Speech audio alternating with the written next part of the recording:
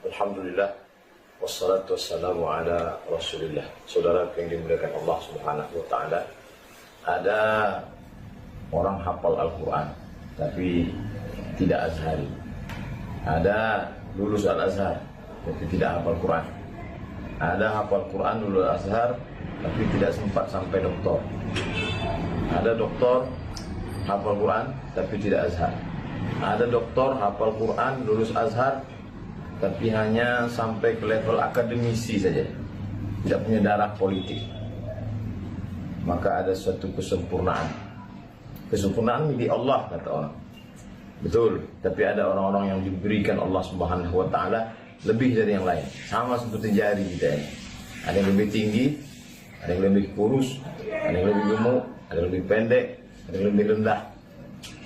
Wajah juga begitu, ada yang ganteng, ada yang cantik, ada yang jelek, ada yang buruk, ada yang putih, ada yang hitam. Kemampuan akal juga begitu, ada IQ sangat tinggi, ada yang rendah, bahkan na'udzubillah ada yang idiot.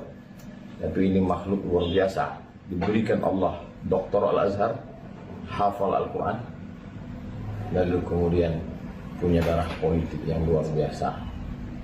Siapa dia? Kita selalu mengenal namanya Tuan Guru Bajang, tapi nama lengkapnya adalah Dr. Haji Muhammad Zainul Majdi LCMA. Ini bukan memuji-muji, tapi at-tahaddus min nikmah, menceritakan nikmat Allah subhanahu wa ta'ala. Lalu apa hubungan kami, apa hubungan kita dengan makhluk yang unik diciptakan, dikirim Allah ini? Maka sebagai adik kelas satu alma mater, sama-sama belajar di Universitas Al-Azhar Mesir, walaupun beda tahun, kami merasa sangat bangga, amat sangat dimuliakan Allah subhanahu wa ta'ala. Imam Ahmad bin Hanbal meninggal di Baghdad tahun 241 Hijrah, dikenal juga dengan Imam Hambali, pendiri mazhab. Kata beliau, seandainya kita punya doa satu saja, doa itu mustajab, makbul, mengerti dan tahu kita bahwa doa itu dikabulkan Allah subhanahu wa ta'ala, maka pastilah kita akan meminta pemimpin yang adil. Kenapa demikian? Karena kalau kita meminta seorang istri yang solihah, mungkin kita, anak kita saja yang mendapatkan sakinah, mawaddah, warahmah. Kalau kita minta seorang anak yang soleh, mungkin kita saja yang senang, qurrata a'yun, sejuk di pandang mata. Tapi kalau kita memiliki seorang pemimpin yang adil, maka insya Allah seluruh negeri yang berada di bawah kekuasaannya ikut merasakan di bidang ekonomi. Paling tidak saat ini alhamdulillah sudah ada 2 bank pembangunan daerah yang lolos konversi menjadi bank syariah. Satu bank Aceh, satu lagi adalah bank daerah Nusa Tenggara Barat. Itu tentu karena perjuangan umat Islam, tapi juga karena ada political will.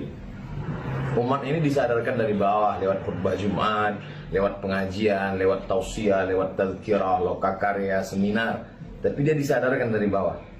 Tak cukup hanya itu, umat ini mesti diikat dari atas dengan kekuasaan. Khatib menyampaikan, usikum muhasib bitaqwallah, bayarlah zakat.